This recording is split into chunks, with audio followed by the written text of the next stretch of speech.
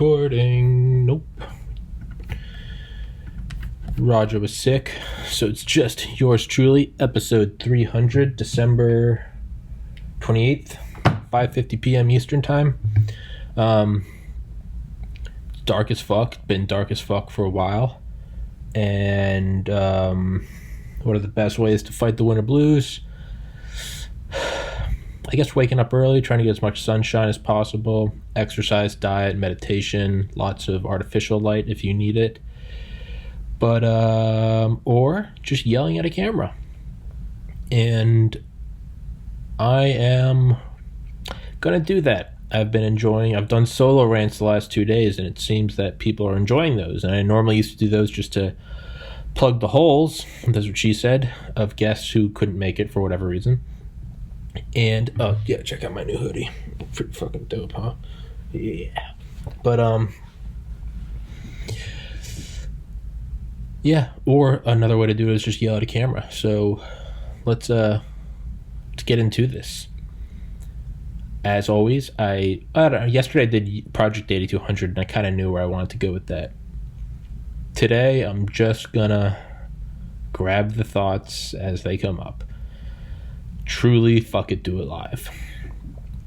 But one thought that a friend and I spoke about a couple months ago is 9/11, right?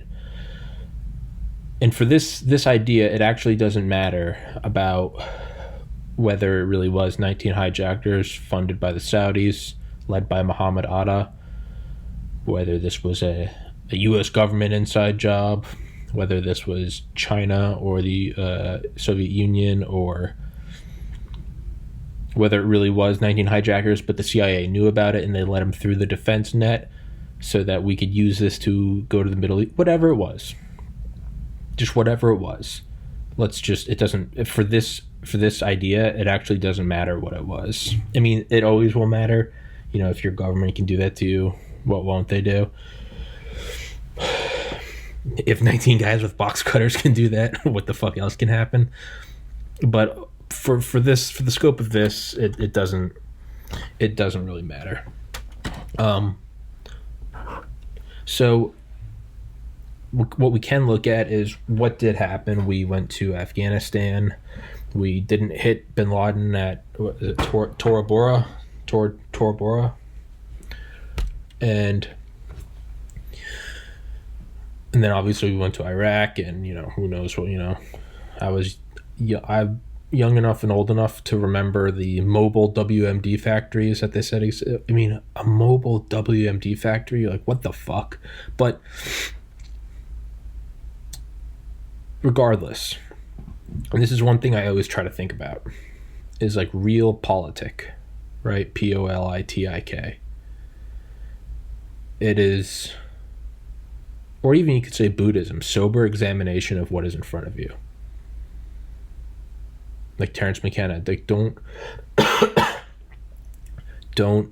we define things as this is my body, this is a desk, it is night, it is winter, Christmas was 3 days ago. Those are all things that we overlay our human concocted and I guess verbally spoken, manifested illusions of. It is December. Today is the 28th. But that the universe doesn't give a fuck. Like if you just came up on Earth, just some alien species looking at us, there's no comprehension of. I mean, they might have their own calendar, but just imagine like just a camera feed of Earth from like the same distance as the moon. And this has just been going around the sun for billions of years. There's no concept of day. I mean, even if you stayed in one spot in space and you saw the Earth go around the sun every 365, or you wouldn't have days, you just saw this revolution. What if you didn't even see it from a stationary spot and you see it going around? What if you were just in like geosynchronous orbit with the Earth? So you have no perception of going around the sun. You just see the sun. There it is. Like you don't ever. Right, sure, you could maybe look at like stars in the background changing with the night sky, but I mean, if you're just looking at it in space, You just see the sun. We really are just on a rock in space. We really are just on a rock in space. Like, there's an election fraud, who knows? CCP, Biden, Trump, Russia. We're just on a rock in space. That's just where we are. You look up at night and there's just infinity. Just floating. And, you know, sun rises, sun sets. Oh, it's a beautiful day. Oh, look at the stars tonight, but partly cloudy. Look at the moon. Did you see the moon last night? Woo! We're standing at the bottom of a 75-mile ocean of atmosphere, because gases obey the same laws as liquids, kind of.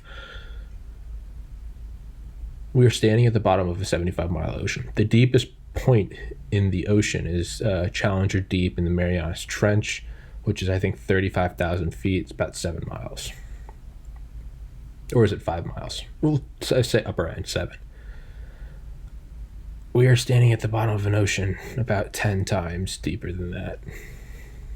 Not just the bottom, the ocean floor. Ground is ocean floor. We're just walking along an ocean floor.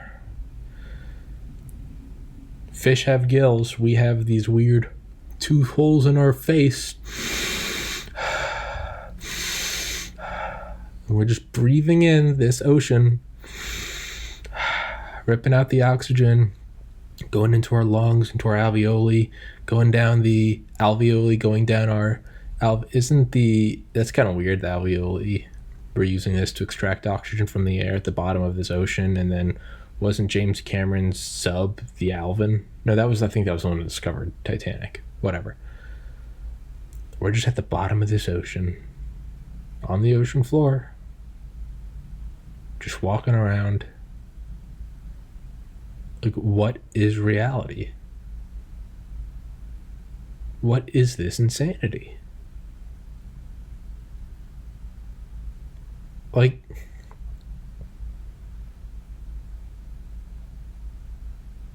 it just is. It just is. It's right now. It is. It's not. It is. You can feel it. Just get still. What is this thing? And it's here right now.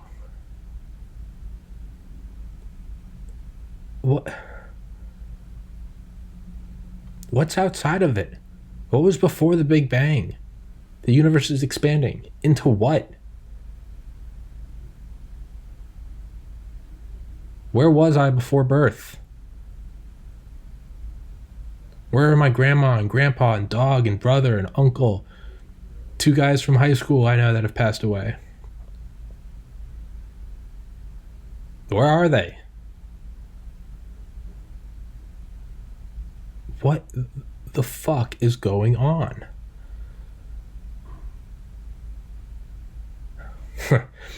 Point is, if you just examine it with your mind and remove the things that you project onto them, glasses, him, her, table, other, good, bad, you just examine it, right?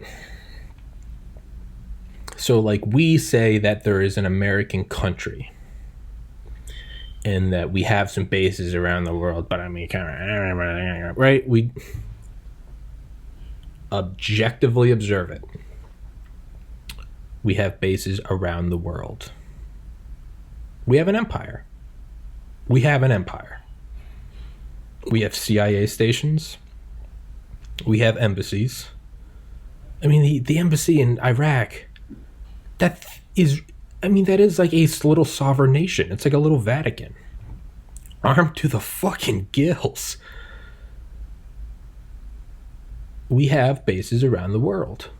We are an empire. And I don't say that, here's the twist, is I don't say that as an edgy, like, we are the biggest empire that's ever, it's the biggest, it's a bigger terrorist organization than Al-Qaeda. America. No, I don't give a fuck. As a matter of fact, I do give a fuck. And I think it's fantastic. I think we should have more. How many do we have? 800? I think we should be pushing around, 2,500. And I think we should be adding 100 every year. That's what. We think it's bad China's making bases in the South China Sea, fabricating islands. Well, they did off Dubai with the Palm Jumeirah, the Palm Jebel Ali, and the World Islands. I think we should be doing the same. Fuck that. We should be. I don't give a shit. Start. We need an island chain off of Hawaii. We should be building shit off Hawaii. We should be changing that image from space. That's what we need. Quintuple the size of Hawaii. Put something in between, get really high up north. Put something between Alaska and Russia. We should be putting them everywhere. Put one in the middle of the Atlantic. Build an island in the middle of the Atlantic. I mean, really, let's do it. We put ice bases in Greenland during the Cold War. I can never remember the names of those. But we had nuclear reactor-driven ice bases with nuclear missiles. What the fuck? We've obviously gone to it ad nauseum. Antarctica Operation High Jump with the beautiful Bethany Rolando. That was 15 episodes ago. We went into Antarctica, Admiral Byrd, Operation High Jump 2, Deep Freeze. Yeah, we should be, yeah, absolutely. We need bigger aircraft carriers. Yeah. I don't give a... Okay, so point being, but we have these bases all over the world. We are an empire. And power will always... Nature abhors a vacuum. Power will always fill the void. I think that we are the least evil power that can do it. No power is going to be good. Power always corrupts. Absolute power corrupts, absolutely. That being said, I think we're the least evil. I think we do a lot of horrible shit. MK Ultra, Tuskegee,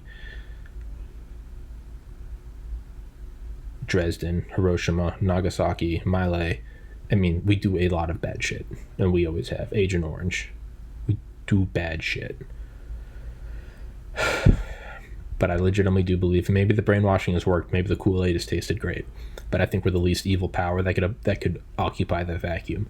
But we're just filling. So what it is, right? We can call it bases. No, that's not our country. We have a base there, right? Isn't there? There's a tunnel in Norway, where we have 500 Humvees and 20 Abrams tanks, somewhere in there. I don't have a Jamie to look that up. Jamie, look that up. Okay, but I'm pretty sure Norway. I think it is. Right. I think that's the plot of the new Call of Duty game, and it's Operation Greenlight. But there are actually things called Greenlight teams, and it's where individual spec ops teams would go in with a 1 kiloton nuke or something, and they'd strap it to their chest and they'd go plant it and activate it. Billy Waugh is an older Dale Comstock. He's just this fucking renaissance man of special forces. He's in his 90s now. But he fought in the Korean War and even went and served in Iraq. Yeah.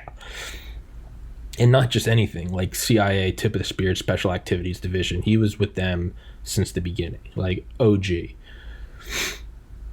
But he was part of Greenlight teams. And that's one thing I thought about in high school. I was like, wouldn't the ultimate first strike be to bury 100 megaton weapon in other nations? Garrett Graff wrote about that in Raven Rock. Said that how JFK feared a nuclear weapon being constructed in the attic of the Russian embassy or the Soviet embassy, smuggled in diplomatic pouches.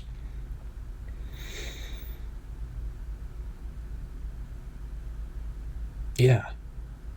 But anyway, bases around the world.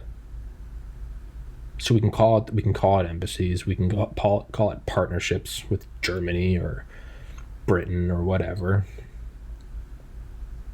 But what it really is are little islands of America throughout the world. It's an empire. That's what it is. That is the objective. Look at it.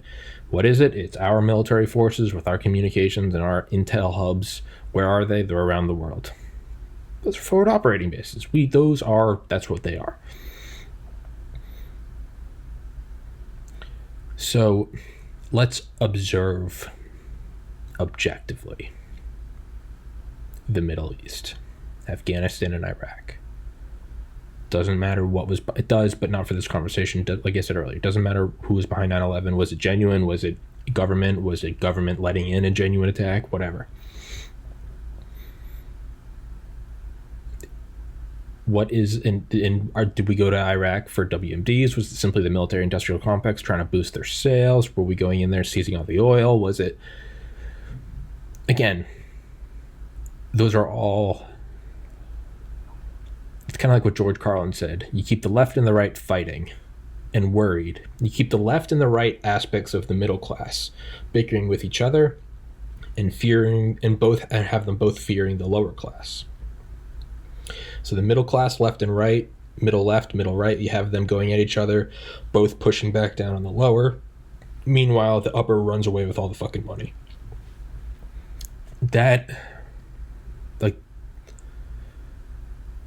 So it almost seems like that's like, why are they there? Is it there for WMDs? Did they just not want to look incompetent? They couldn't find any, so we occupied there? Were we really trying to get oil? Were we just trying to kill Saddam? Were we whatever? What is the objective? It might be outside of that. Keep everyone bickering about why they're there, but let everyone accept that we are there. And that's what I've been trying to get at for 17 minutes. That's why we are there. Yeah, it's 17 minutes for anyone that just checked the little timer. Bitch. Doesn't matter, where the cops come to your house. Are they there because there was a breaking and entering reported? Are they there because someone in the house called? Is it there because one of the neighbors called? Did they get a warrant? Are they lying about a warrant? What's the objective reality? They're here in your house. They are there with weapons in your house, with the ability to call for a backup. So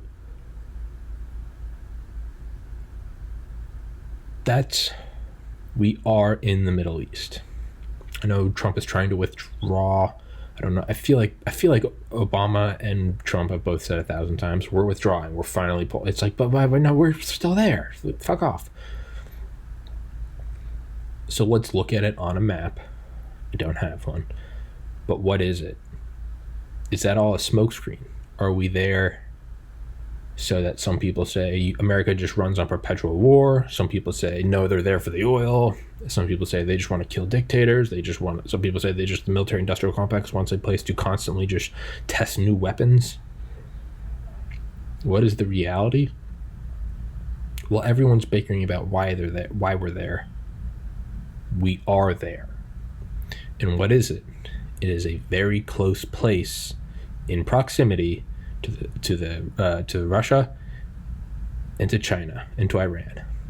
The top three cyber warfare belligerent powers against the United States and North Korea. Not only that, is China rising, right? Russia they kind of died back down, but they're still our enemy. China, definitely the incoming threat. Personally, I think we should carpet bomb them with thermonuclear warheads, but that's neither here nor there. What is the Middle East? It is American forces close by, right? One thing I've always thought about is, like, if a president wanted to do a coup, what would you do? Or if someone that wasn't the president wanted to do a coup, what would you do? You would call for this is what I thought Trump was going to do a couple of years ago. I was like, this isn't good. You'd call for a huge military parade. There's an excuse. Some people say a military parade's good. Some people say that's the sign of a dictator. But regardless about questioning why they are there, the reality is they are there. What is there? A bunch of tanks, fighter jets, tens of thousands of troops. That's an invasion. That's an invasion dressed up as this. But what is it really? It's all these troops, and then at any point, kind of like Dark Knight, they all turn and shoot the mayor. You can use them and just take over the Capitol. So we use this Middle Eastern occupation as all these different explanations, all these different rabbit holes, all these different what's the word I'm looking for? Not subversion. What the fuck is the word? It's gonna drive me crazy. Subterfuge, I think. There are all these bickerings about why we're here, why we're not here, but no one's looking about what's happening over here. And again, it's just us being there. So I'm clearly going in circles and rehashing that. But, so we're there. Now, why are we there? Well, as we can see, even in the year 2020, not all warfare is fought with lasers from space, which in a past solo rant, I did go in and argue that we are doing that, because clearly I'm stable. You do need troops there. It's not, there's no D-Day thing, but you do need physical presence there. So why not spend, 19 years amassing an army dressed up as a war against Saddam and the Taliban and whatever? What are we really doing? We are just adding. Right, isn't that how they wanted to break the hostages out of Iran? Granted, they were released, but during that time, or maybe that was a real thing. There was a movie with the guy that played Aragorn from Lord of the Rings, where the CIA set up a front company as a Hollywood studio shooting a film, but what it really was that someone's excuse for these people in the Middle East to be like, oh my god, Western Studio's coming, right? And they came in and were like, we're shooting a movie, and they were like, fuck yeah, there's a movie, and no one thinking that was actually a puppet that the CIA was then using that to set up base, right? You really wanted to Patriots, Spygate, you really wanted to learn the other team's plays, you would just have someone dressed up as the other team's fan go there and record them, because I'm recording the team I like, right? So you can do all these intelligence ops. So we're over there, and we've amassed an army over 20 years. Now what are we going to do? Is the purpose of amassing the army, is the end result that we don't have to use the army? If you want peace, prepare for war. Are we going to invade them? Are we going to occupy for another 10 years and then the forces are ready for us to go over there? Who knows? This is what I think. And this is all based on nothing but my ramblings. I think that we are there to set up, because we have the Pacific Ocean, which helps us, in the Atlantic, right? But we have China and Russia, and then we have ocean. China and Russia, but then there's a ton of land, right? That's the whole NATO Warsaw Pact. We were worried about them flooding in. That's, again, Call of Duty. That was the plot, was Operation Greenlight or Project Greenlight, have all the nukes buried in cities ahead of time to prevent occupation. Those nuclear landmines, which Dr. Vince Houghton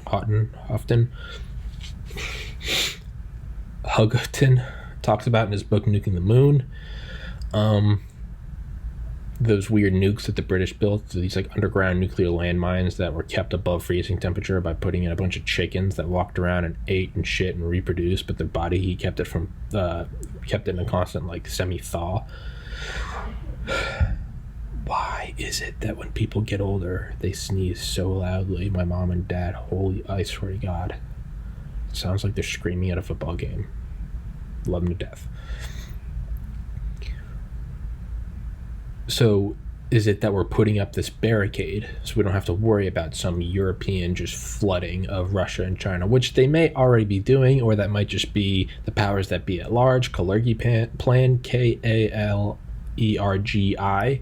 The idea that you beat democratic nations and the West, including all of like Europe, by playing at their own game. You flood them with third world immigrants. They go and they drain the welfare state, where they set up a welfare state and then they drain the resources, take it away from their ability to put it into military. And then not only that, each one goes over there. They each have 10 kids, which they do. It doesn't matter because the government's picking up the bill. And then you can actually, you don't even have to do some psyop. You can just vote in your own thing, technically democratically. Hey, it's a beautifully orchestrated game. You got to respect the game. Kalergi plan. But I think this is our own Kalergi plan. I don't even know what you would call it. I don't know, 21st century manifest destiny? So what we're doing is we're setting up this barrier to keep the Soviets and the Chinese expanding. Right? We kind of let them maybe fuck with India. But not only that, and this is one thing I've been thinking about a lot lately. Or not necessarily lately, over the last 5 years, maybe 10 years. Is, if I'm correct, doesn't the United States have more natural gas, oil, and coal deposits within our borders than any other nation on the planet? And I know that sounds insane.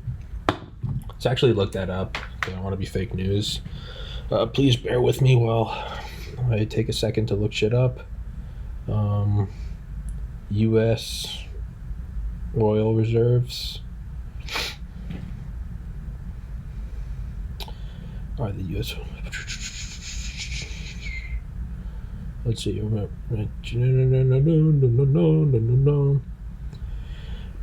Proven oil reserves in the United States. The Strategic Petroleum Reserve. They say that we have, I think, 43.8 per Wikipedia. We have 43.8 billion barrels of crude oil, excluding the Strategic Petroleum Reserve. Jesus Christ, I'm on oil reserves in the United States on Wikipedia. Proven oil reserves in the United States were 43.8 billion barrels of crude oil as of the end of 2018, excluding the Strategic Petroleum Reserve.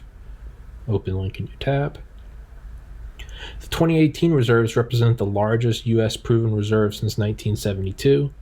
The Energy Information Administration, I didn't know we had that, estimates U.S. undiscovered, technically recoverable oil resources to be an additional 198 billion barrels.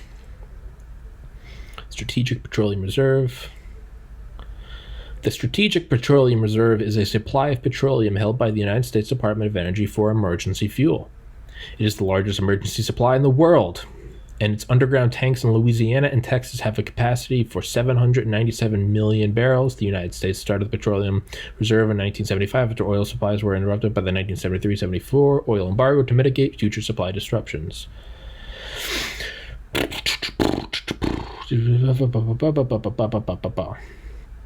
Facilities. Okay, so we have these reserves, and then we have shit that we haven't even tapped into yet. We think that there's 198 billion barrels of oil that we have not pulled out yet, and a lot of it is, so we don't go at it. So what's your natural thought is, well, why are we buying it from all these other nations when we have it on our own and we can tie that back into U.S. debt? So let's observe what it is. The bases around the world, just call it what it is. It's an empire. You can dress it up with any semantics you'd like. It's an empire. So let's say it's spring break, and you and all your friends, you all have rented houses down on the beach in Panama City, and there's a finite amount of beer in the city.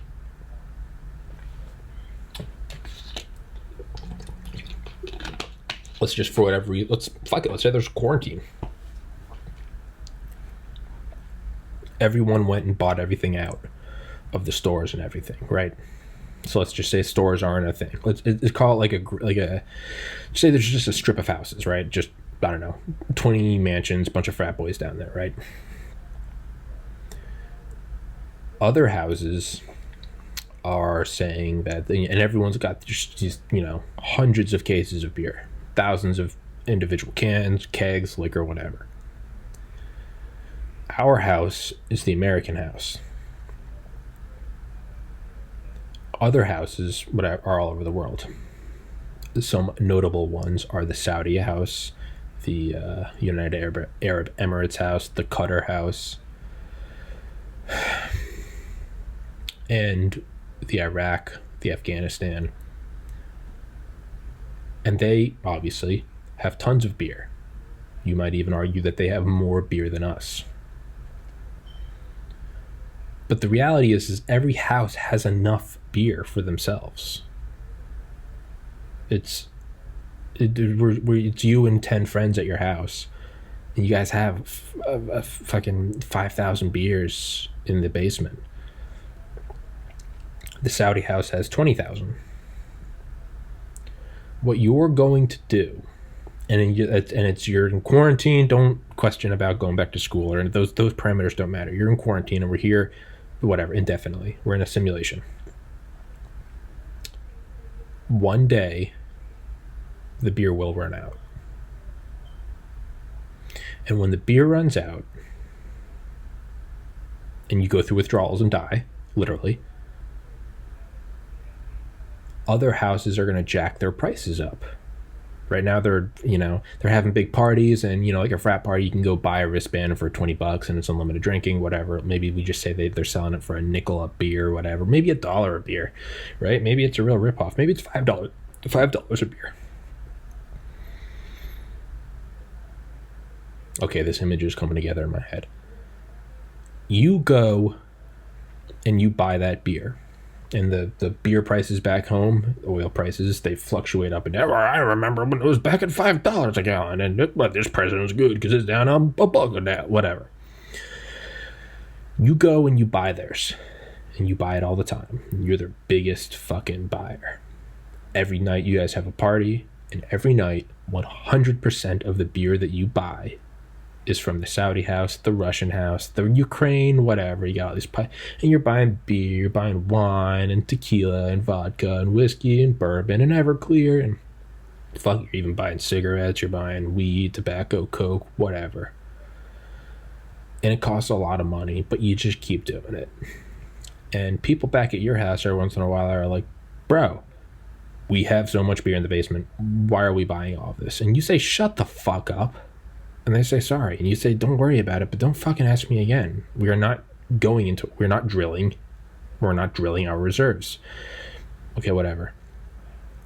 You just go and fill up your car, whatever.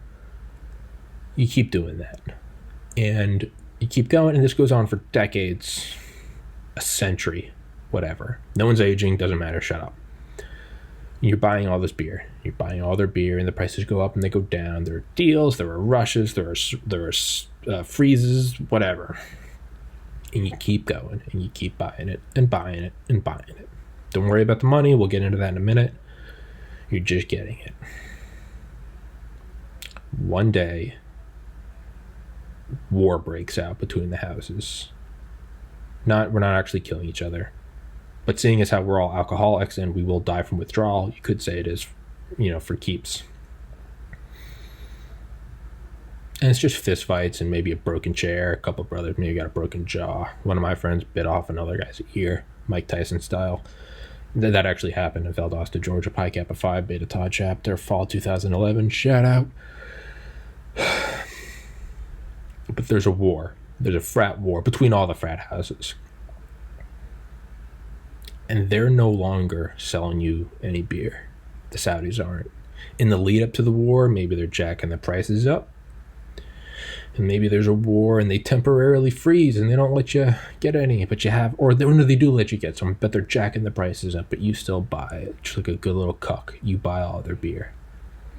Shit settles back down. Bros are friends. Maybe they go butt fuck each other because a lot of them are closet gays. Nothing wrong with that. But they go back, do Greek week, whatever. The drinking continues, and this goes on for a couple more years, maybe a decade, whatever. That's the stimulation. Don't worry about it. And this happens on and off, these cycles. Every once in a while, the Saudis discover a keg from another. Oh fuck! And remember, there's no new beer coming into this strip of frat houses. There is blocked off from the world. There is just whatever and whatever you want to imagine. A force field, a cliff, 100,000 miles high. Doesn't matter. This is the reality. Nothing exists outside of this. Every once in a while, they find a new keg in the basement. Sure, and maybe prices go down. There's a surplus. Maybe they start giving away for more. Or maybe they miscalculate the amount of beer they had and they realize they don't have a surplus and the price goes up. Call it what it is. Objectively, we are giving them paper or Venmos, and they are giving us beer, and that trade route goes on. It used to be the Golden Triangle with spices and slaves, and now it's just beer. But then one day, a true world war breaks out. And it's a big fight. The brothers are actually getting like pistols. A couple people have died. There is no trading. There will be no trading. This is World War III. We've been buying their beer for $1 a can, up to $10 a can during the previous, what we would now call battles, limited skirmishes. But this is legit. This isn't black eyes and broken jaws. People have been murdered. And we're going, we'll give you $100 per can. And they're going, no. We're going to give you $1,000 a can. And they're going, no. And we start to realize they legitimately don't. So we test the waters a little more. We're like, $1 million. Here's the check. They say, no. We have this. These are our cans. And we realize that we can't get any more. Now, the war starts, maybe we send over spec ops teams, we try to take them out, whatever, it doesn't matter. The reality is when all else fails. It's like on my desktop, I have 100 terabytes of hard drives. I have 4 12 terabytes, 2 16s, and 2 10s. It's 100 terabytes, 8 individual hard drives. And I offload the information onto each one, so I keep 8 copies up here, and then in here, which is a Sentry safe, a fireproof, waterproof safe, 1700 degrees for an hour, and submerged in water, I think up to like a foot deep for 24 hours. Inside of that is a dry bag. Inside of that is a dry Faraday bag against EMPs. Inside of that is a second dry bag. Inside of that is a second dry Faraday bag. Inside of that are 3 fireproof bags. Inside each of those 3 fireproof bags is a Faraday, not dry, but just a Faraday bag. And inside the 3 fireproof bags are 2 Faraday bags each. Inside each Faraday bag is a waterproof, shockproof, dustproof 5 terabyte hard drive. 4 terabyte. 6 total, 24. This is NORAD. Got a 4K TV. I've got an Xbox One X. I got a couple Bose wireless headphones. I got a router. I got several battery banks. I've got, 30, 40 USB-C things. Got a big old box fan. I've got routers. I got laptop fans. I got a microphone. I got two webcams. I got lighting. I got all this shit, right? I got a big old expensive plush chair. I've got my water. I've got my lamps. I've got all of this AC system, heating system. This can all be destroyed. I can come in here with a jerry can full of gas, dump it all over, throw a match onto it, walk away, burn the fucking house down. This floor can collapse onto the cement garage below. This can all be destroyed. Fire, 1. Impact, 2. Break. 3, so 1, the fire damage would destroy all of this, but even if there wasn't fire damage, the fall would destroy all of this. None of this stuff's shock rated. It would all be destroyed. And then, so independently those would destroy, but they're not even independent, they're subsequent. So fire, shock, fall down, the fire department comes and just douses this motherfucker, just soaks it down to the ground under all the rubble, so now it's being flooded again. Independently would destroy any of this, but it's not independent, it's subsequent. So fire, impact, water, and then Just say there's a solar flare, a big one, or an EMP burst, whatever. Independently would fry all of this forever, would not be recoverable. But again, not independent, it's subsequent, so it's fire, shock, water, EMP, and then let's just say the rubble sits here for a year and it starts, carbonized, it's dry, it starts breaking apart. Like when you go up to a fire pit a week after you had a bonfire, it's not even warm anymore, but it is, carbonized, it's breaking off and it's dusty, and you touch it, you get ash. Dust gets into everything. The dust would destroy everything. Again, independently would destroy it, let alone subsequent. Fire, impact, water, EMP, dust. All of this shit can be destroyed. A lot of money. About $5,000 worth of shit up here. All destroyed. NORAD vault survives, and that's the purpose of it. I have to go urinate. Not even sorry, but we'll get back to the beer analogy in a second. Just fucking hang tight. Don't you go anywhere. I will strike you.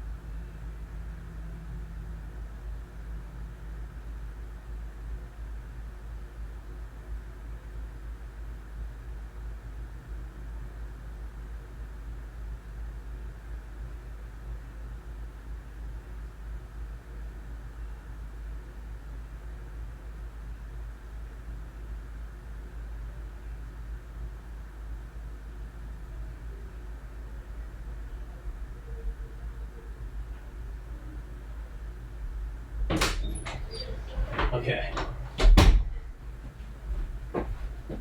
So this is the thing that I can have all this nice shit up here, right? It's all fun. I don't need to shield it, like the NORAD thing's a bitch. I only take that out once a week I unwrap it all. It's like a 30-minute process. Upload it all. It's like an hour because you got to upload the week of podcasts, normally about 100, 150 gigs each. Then you put it all back in, right? What's the benefit of all this stuff? Is it's exposed, but it's also I can just sit down and use it. I don't have to wrap the microphone in 19 layers of water and EMP and dust and fire shielding. Same with the TV, the router. I don't need to unplug anything. It's all so I can just sit down and use it. So there's that benefit. And then you got this, right? You got your spending money, you got your fun investment money, new startup, Vegas. Then you've got your blue chips and your gold bars and whatever. You've got your just on time perishables. And then you've got your powdered foods, right? You've got your 100-pound bag of rice.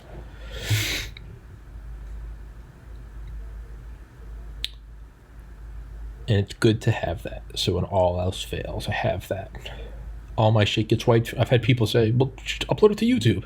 Well, YouTube deletes shit. And they have deleted episode 288. You should go watch it on Rumble and BitChute.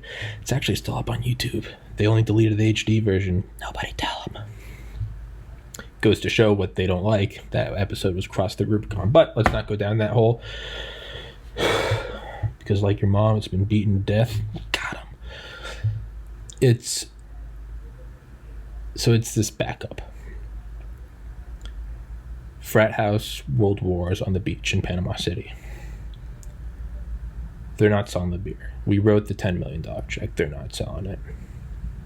Okay, so shit's real. And let's just say there's somehow mutually assured destruction, so we can't even go invade. Fuck, we really are. It's button up. Button up your borders. Like my boy Smedley Butler said in 1933. Pull back all U.S. forces. He was like George Washington reincarnate. Pull back all U.S. forces, defend your borders, defend your homes, and defend the Bill of Rights, and that's it.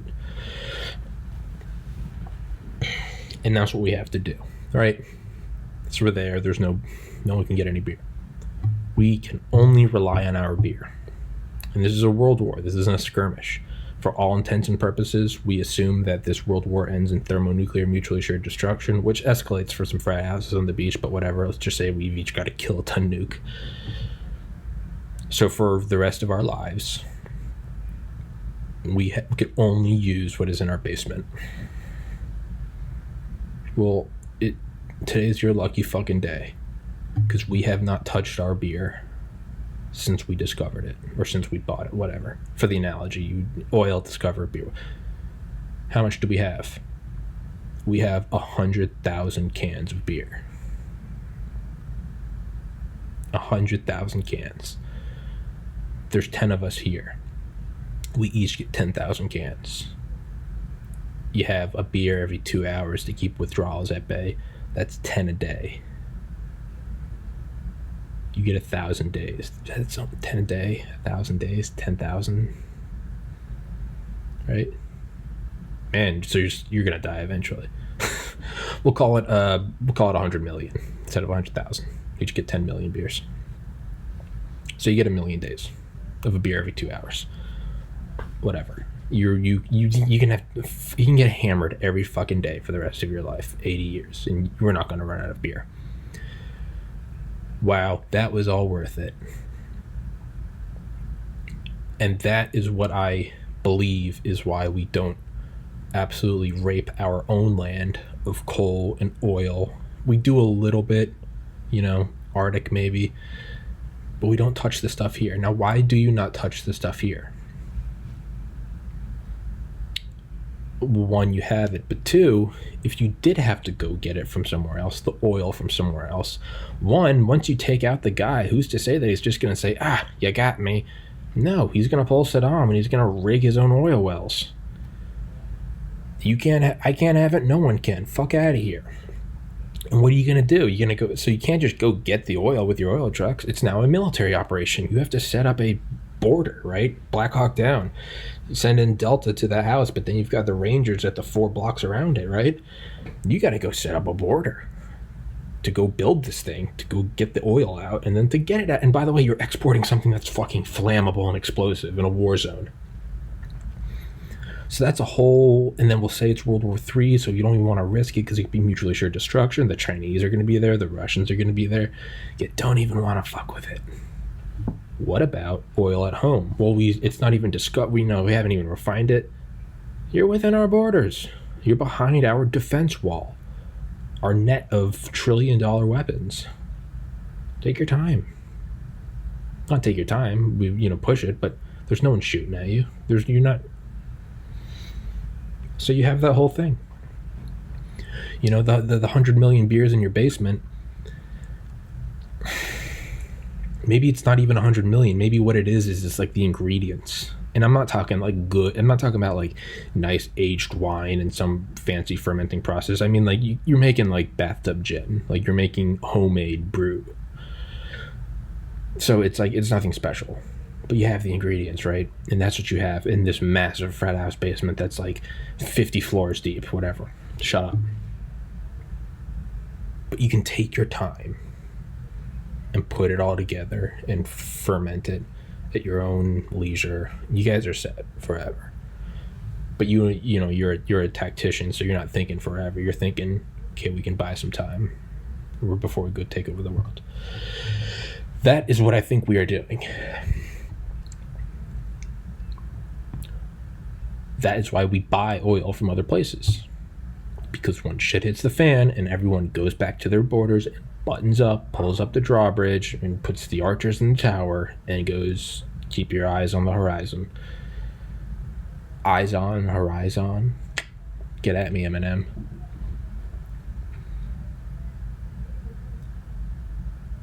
That is what you're going to be doing. Is you got to save your own thing. So even though we're a hyper wealthy nation, we've got all this shit, why are we paying, and furthermore, why are we buying it from these fucking terrorists? It's because you're playing a much longer game. Terrorists suck, sure, we're funding them, we're funding their badass fucking architecture in Dubai. United Arab Emirates, Palm Jebel Ali, no, not United Arab Emirates, the what's that Dubai hotel, the Burj, not the big tower, that's the Burj Khalifa, which was originally named the Burj Dubai. The Burj Al Arab, the 7-star hotel, yes, 7, Palm Jebel Ali, Palm Jumeirah, Palm World, Marina One Tower, the Jeddah Kingdom Tower in Jeddah, Saudi Arabia. Back in Dubai, the Dubai Creek Tower, all this shit, right? Not important. They've got their gold-plated Rolls Royces. Let them have it. Let them have it. We're getting oil. What do you mean we're getting oil? We can't save this oil. No, burn through that oil so that when shit hits the fan, we have ours. When you stockpile dry food and water and some kerosene, yeah, it would be cheaper to eat it. Go to the Food Line or the Walmart or whatever the fuck you got. Go get your food while you can. Just in time delivery. Go get the luxury of freshly sliced ham.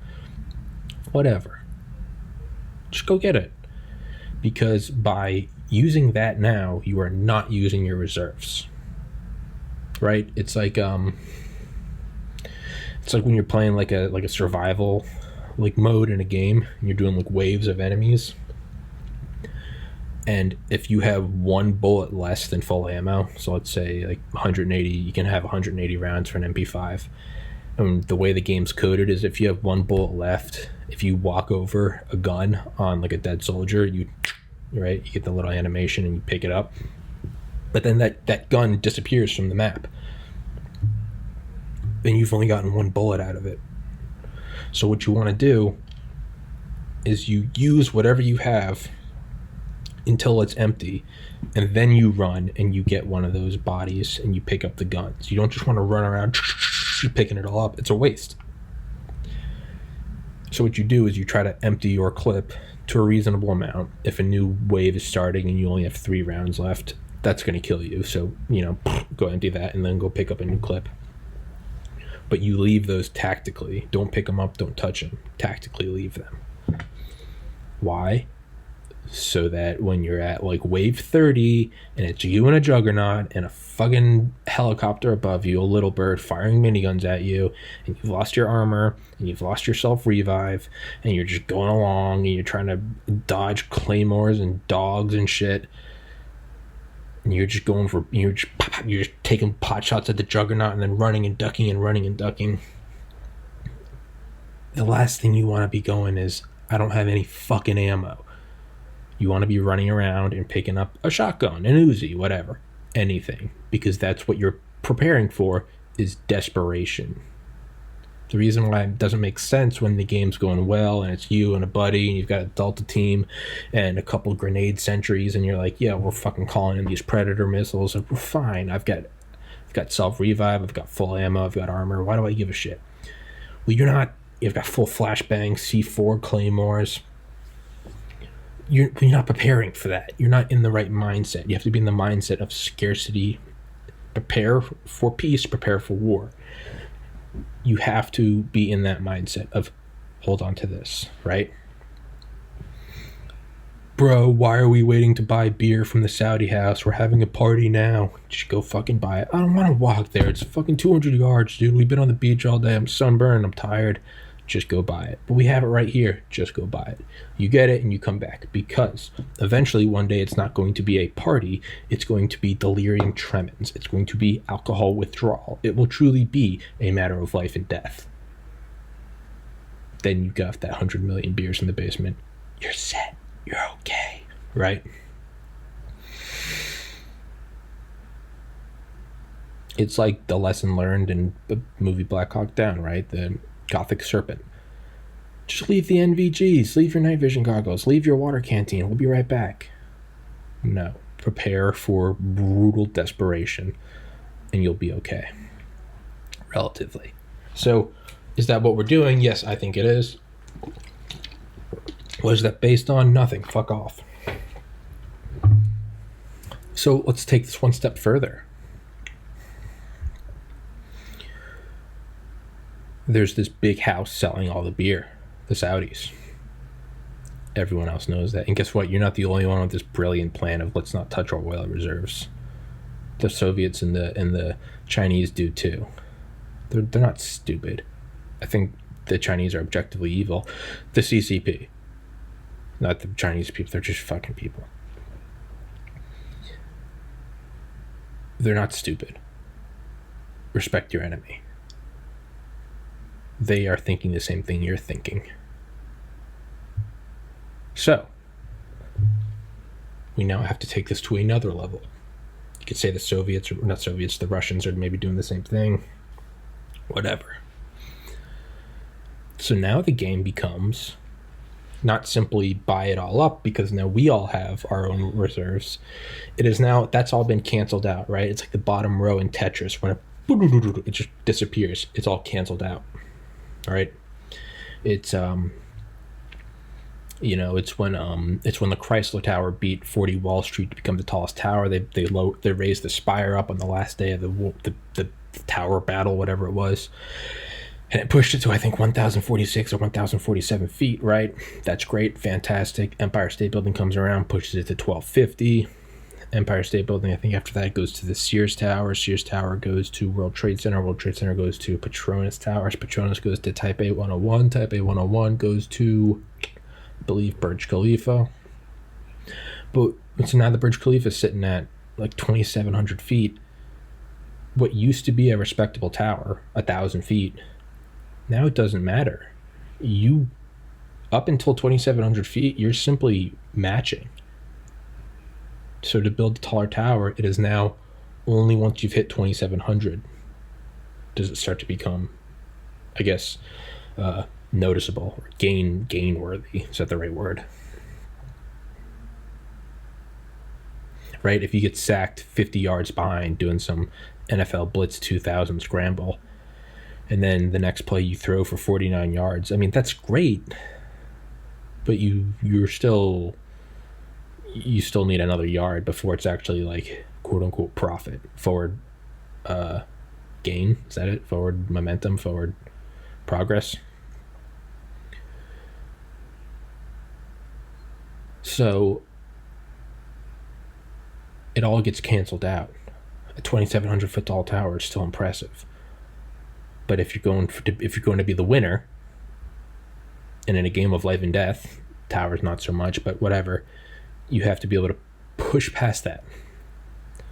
So now the Soviets, the United States, and the Chinese we're doing the same thing. We're pushing our reserves to the limit. No one's letting anyone know what their reserves are, right? But we got to assume they got what we have. They have 100 million beers as well. So that has now all been negated. It's like mutually assured destruction, nuclear weapons. What's the next step become? MIRVs, and then nuclear subs, and then Operation Greenlight, and then defense weapons, SDI, treaty, SALT, sabotage, economic warfare, collapse of the Soviet Union, whatever. So it's all been equaled out. It's all been canceled out. So you now have to go one step further.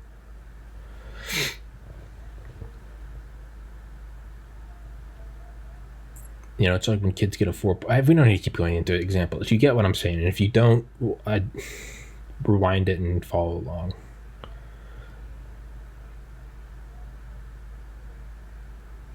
If everyone has one apple and I have 2, what is my lead? It's 1 apple, all right? Okay. So what is now the move? The Chinese, the Russians, North Koreans, the Iranians, they're all going, okay, now we all need to buy out the Saudi house of their beer. Other houses are saving their rice and their canned food. We all need to go to Walmart and get those deli sandwiches, right? And they're having the same realization that you're having at the same time. And that is, they're having the same realization that you're having, and what that realization is that they're having the same realization you're having. It's like in the produce aisle in the store when you look at the mirror, or the mirrors facing each other, and it goes into infinity. We're all realizing that we're all realizing that we're all realizing that we're all realizing. So go buy it all out. All right, so now the whole market does its thing. Now it becomes this brief economic war. We'll pay more. No, we'll pay more. No, we'll pay more. Right? Wasn't that the thing in like the mid 2000s where everyone were like, it became this weird profitable thing that it was profitable to buy an oil tanker's worth of oil and then pay for it to stay moored in the harbor. There was some weird phenomenon where that was happening, where we had all these huge gas tankers or oil tankers, like docked off. I think it was somewhere in the Gulf and the Arab Gulf, and it was like this weird thing where like that was the profitable thing. So you would get all these weird things where that would be profitable, and then burning it off would be profitable or some shit, or it's now profit. We'd get this weird economic warfare, which is still peaceful relatively. And then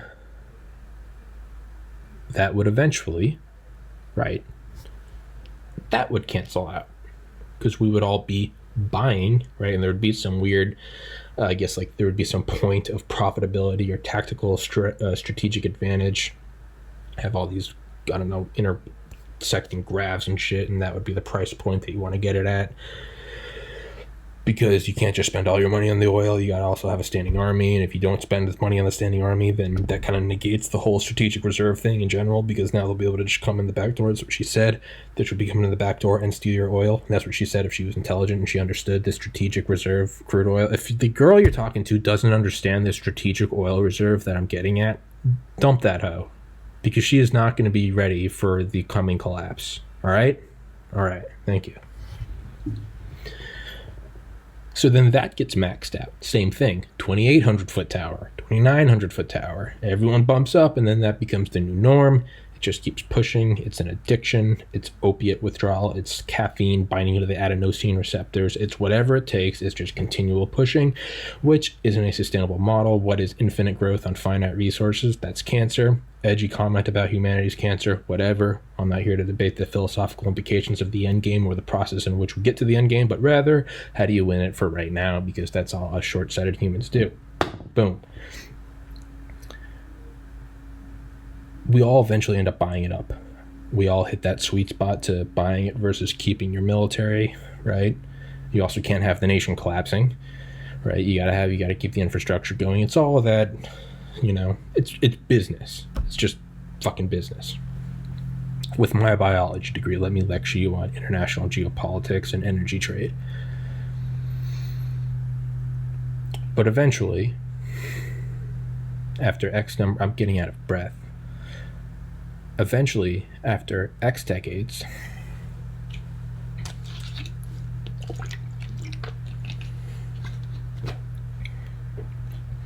it would become clear that, because then once everyone's buying everything, then you could go one step further. Now we're pushing to a 3,000 foot tower. You go one step further and you could start projecting at current models.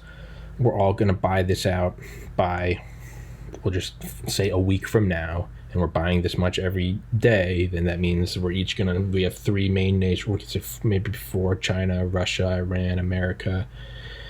We're all going at it. So you can now project it. It's now become, right, it's when you spike the ball to run the clock down. You can now start to project to exactly when it's going to end, right?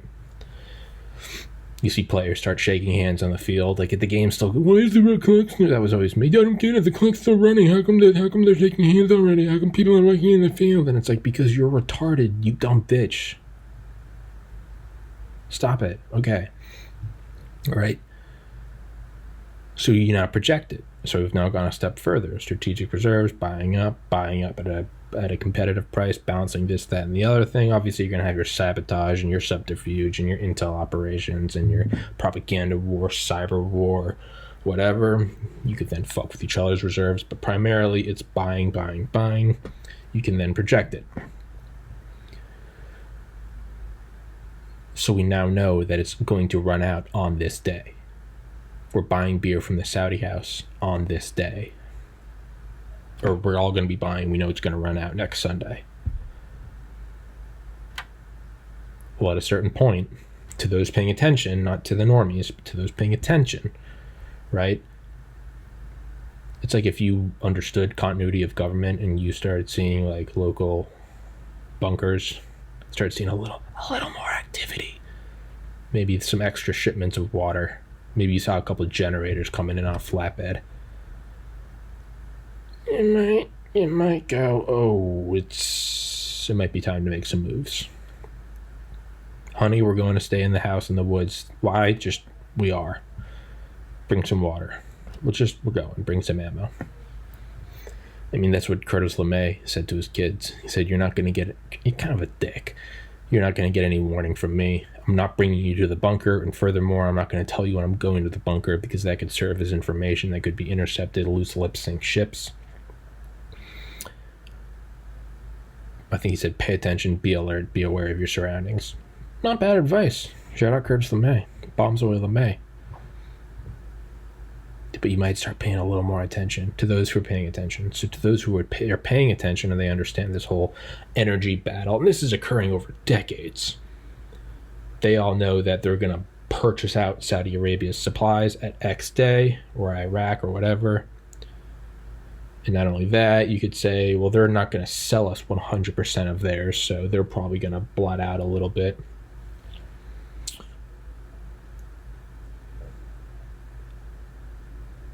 At a certain point, it comes time to make moves. We're going to go take it. But I thought the whole point of the strategic reserves is we're not going to, we can't go, well, no, you can't once there's World War III. But what if World War III hasn't started yet? What if we can go do some things while the world's still cold?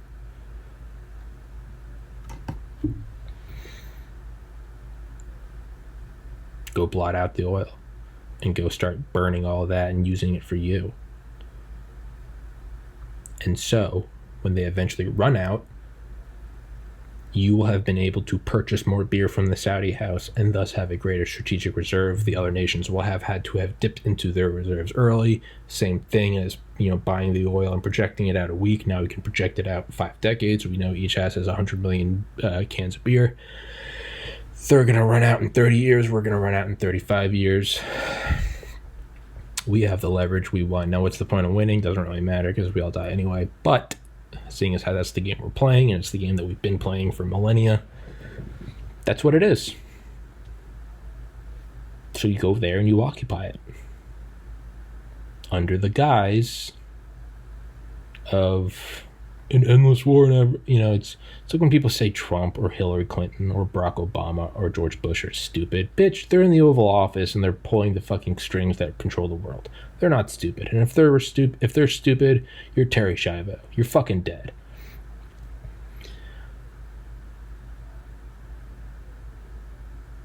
So the idea that we're just in this quagmire in the Middle East, and it's like we're just these dopey, well, I guess we're going to go over there with our troops and we're going to occupy this land and we're going to fight a losing war in the Middle East. I don't buy it. I don't think Trump is crazy. I think Trump is brilliant. I don't think Biden has dementia. I think he's playing a fucking well-executed act. These people are geniuses. Psychopaths, geniuses, though.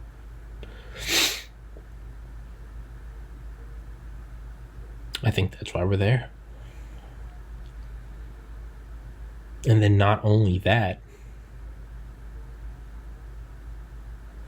you're there, let everyone bicker about why you're there, but you're there. And then when the oil does run out, and we've purchased all of the beer, and we now send the message back home, now tap into the reserves, your army is already there. That's an army you've been moving for 20 years to get into that position. World War's now started. You have now moved hundreds of thousands, potentially millions of troops there.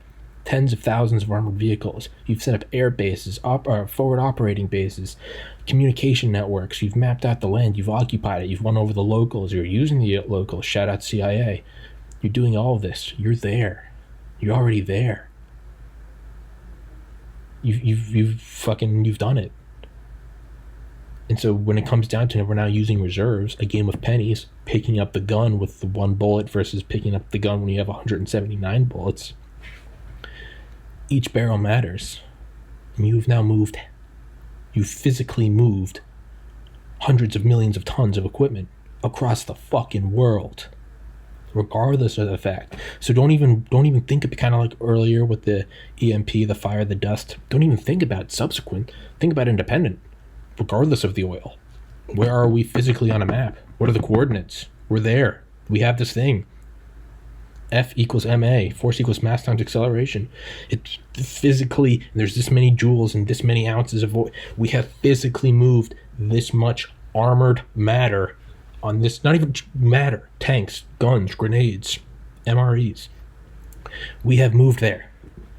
So there is a chunk out of the oil reserve that costs money. That's a non-negotiable. There's no negotiating with physics. That's what it is. So regardless of making us not have to tap into our reserves until a couple years after China and Russia, what have we also done? Our military is now there, so that when the reserves do run out and war starts, we're even another step ahead.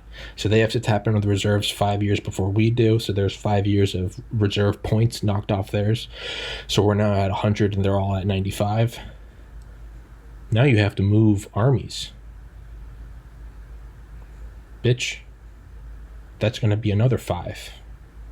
They're all now at 90. And we don't go, it's not that, and it's not an even drop. It's not that we're at 100 and they're all at 95, but now everyone's got to move their army, so everyone drops another 5 and it cancels out. No, we've already moved the army. So now we're still at 100. And they're all at 90.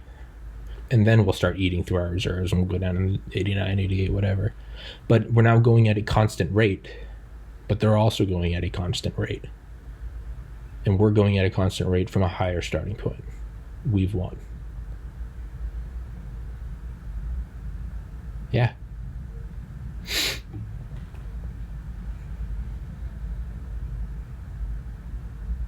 And then furthermore, they can't even move their armies across the Pacific to fight you, because now they have to address you coming in from the Middle East.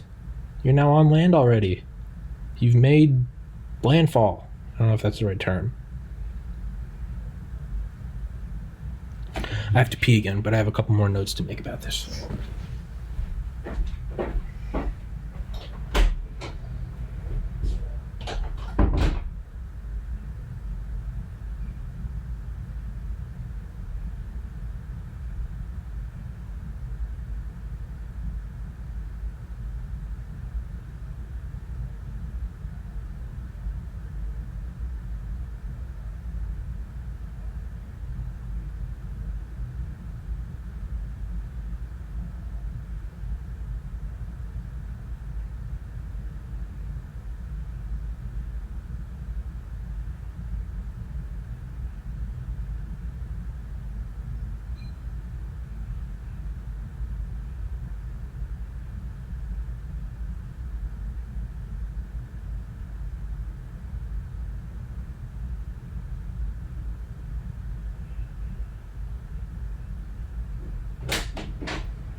So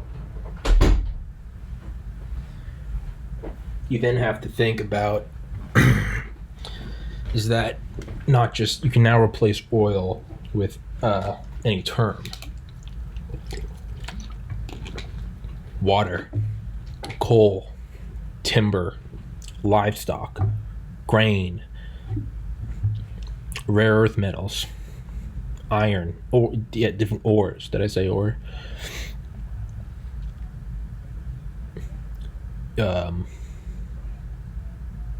Chemicals used for pharmaceuticals, the raw materials.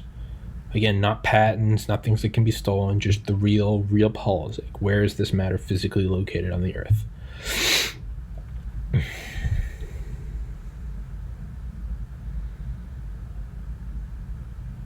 And you would have these things, they would all be being carried out at the same time, they would overlap.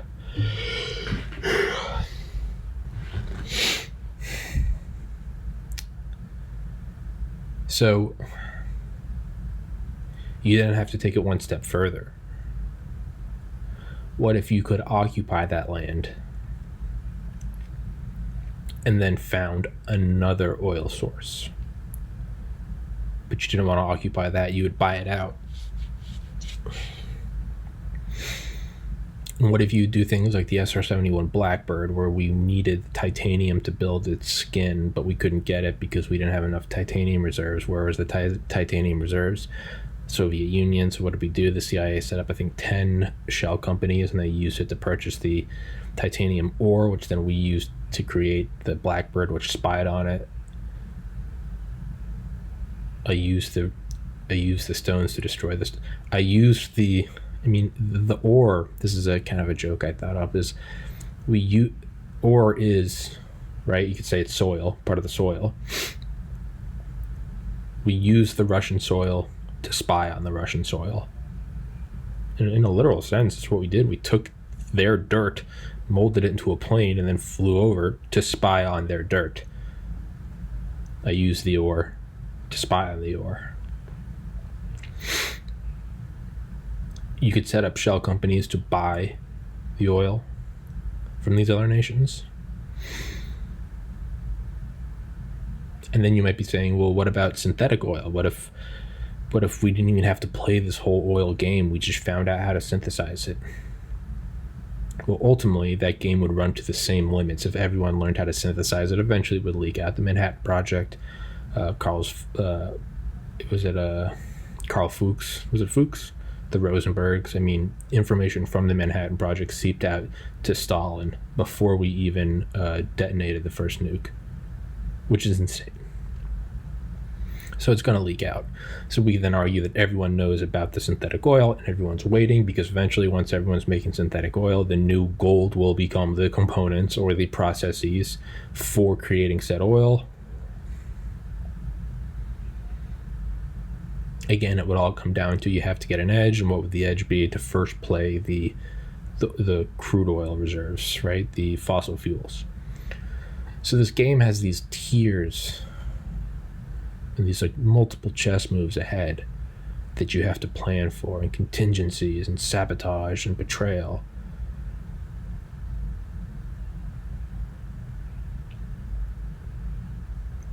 Ultimately ending in, we're planning for these dates in 2040, 50, 60, 70. That's what you would do. Now, what about other places where we haven't occupied? You could say maybe the United Arab Emirates. You could say maybe, again, using these front companies to buy from these other nations. Let's say that works. Well, now the limiting factor becomes money. And this actually will be a whole nother episode, but I guess I'll kind of leave it on this. So what would you do with the money? You would buy it from them. Would you only max out your debit card? No, you'd go into credit. How much? I don't know. Maybe $27 trillion worth. Who owns the debt? People we're eventually going to be at war with. How's that saying go? If you owe me $1 million, you're screwed. If you owe me $1 billion, I'm screwed. If you owe me and now I'm adding my own part. If you owe me $1 trillion, you're dead. So all this debt that China owns our debt. Good. I think that our debt is our most beautifully operated weapon, above the A-bomb, above directed energy weapons in space. It's our debt. Our debt. It's like a game of golf. The lower your score, the better. Guess what? Negative 27 trillion. That means we won. You got duped. You gave us $27 trillion worth of shit that we're not paying you back for. Hey, bro, can I have a beer? I'll pay you back. Sure. Can I have 2? I'll pay you. Sure. And you just run up a tab for 4 years of college, and eventually he says, all right, I'm going to war with you. My house on the beach is going to your house on the beach. And you say, fuck you. What do you mean, fuck you? You owe me. Well, we're at war anyway. We've clearly all just decided that we are now going to kill each other. So anything short of that doesn't matter. It falls under that umbrella, including not paying back debts. Well, your credit doesn't matter. Credit doesn't matter in World War III. There is no after. The U.S. debt is the most brilliant thing about America. You would use their money to buy their oil. Not only that, it's like Al Capone, right? Running moonshine in 3 counties. and what if you borrowed $10 million from Al Capone in the 20s? Or not even, we won't even say Al Capone, we'll just use modern. Let's say I borrowed $1 billion from a cartel in Mexico, the Sinaloas, and I'm not paying it back. Tommy, you're a moron. They're gonna come fuck you up. Oh, that Mexican cartel? Yeah, they're ruthless. They kill people.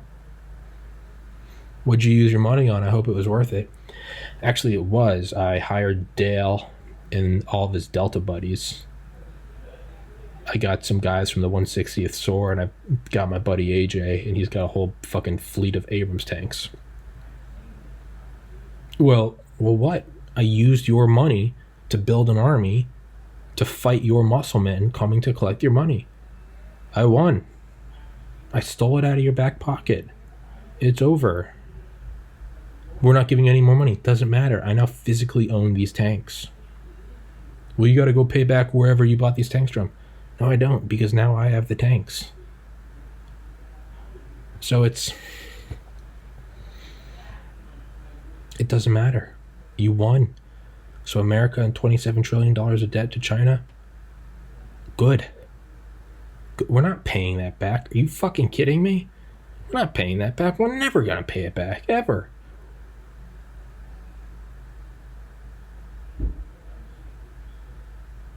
And buy up resources. Where's 90%, 30% of the reserves, but where's 90% of the market of rare earth metals in the world? China. What are we doing here? Buying up iPhones, computers, Xboxes. We now own the rare earth metals, and during a war, you would just turn them in, and you'd extract what you needed from them. It's over. We won.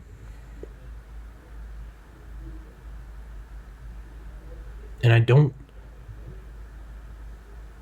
but I have to be humble, because if I can come to that realization, there's no way war planners in China and the Soviet Union haven't come up with that conclusion too.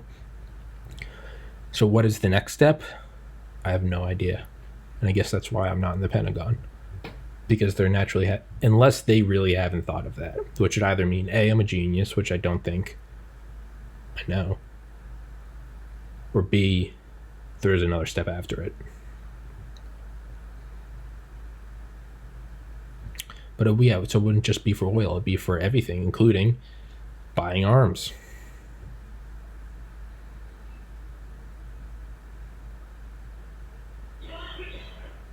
I don't know.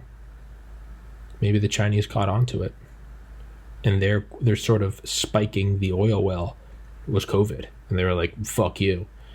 And hey, brilliant move. We're grinding to a halt. Meanwhile, their country's running, and they're preparing for war. Who knows? I swear to God, when old people sneeze, why do they yell? I mean, yell. The answer to that is more complex than using trillions of dollars in unsettled debts to occupy land and extract energy-dense resources from the earth. It's got to make you think, though. Is SpaceX really just SpaceX? Is that not a front? Is the next step in the game past monetary battle occupying another planet? So when this one goes to thermonuclear war, whoever wins is whoever has an outpost in another planet. That's their NORAD, their backup hard drive.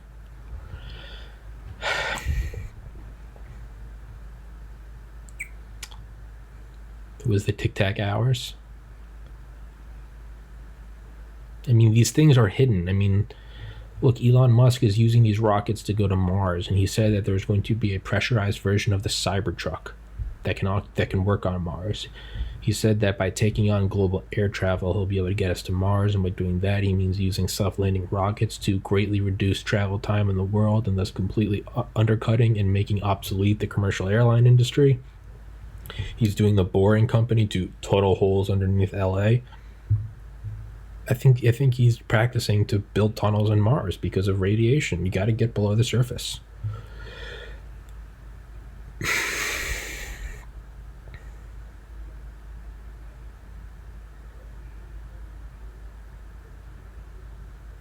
I mean, these things, they're hidden.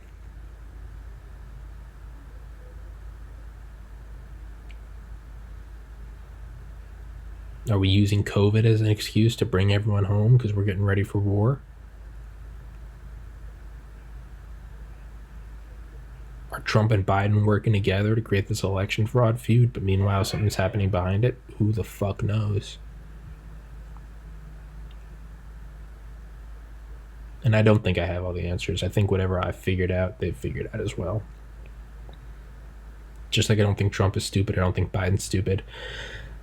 I imagine me sitting here saying, "Oh, China, you so stupid. Letting us take $27 trillion of loans." I imagine that I'm the stupid one. That they've figured that out. And that there's a reason why they're allowing that to happen. I mean, look, it's either I figured it out and they didn't, which is terrifying because that means that I'm smart, which is not true because I'm a retard, or it means that I don't have the answer, which is terrifying because it just means it's even more complex. It's the foggy forest of mirrors per Dale Comstock.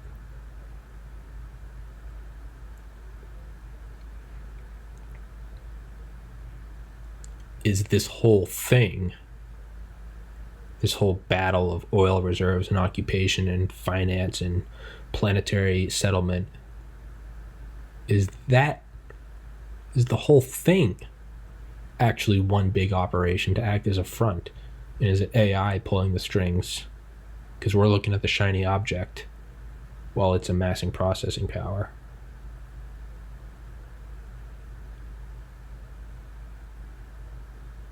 Who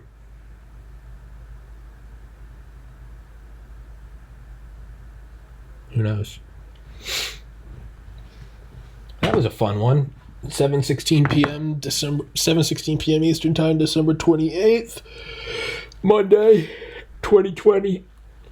Hope you guys enjoyed that one. I certainly did, and yeah. I have no idea how to end this. Fuck you.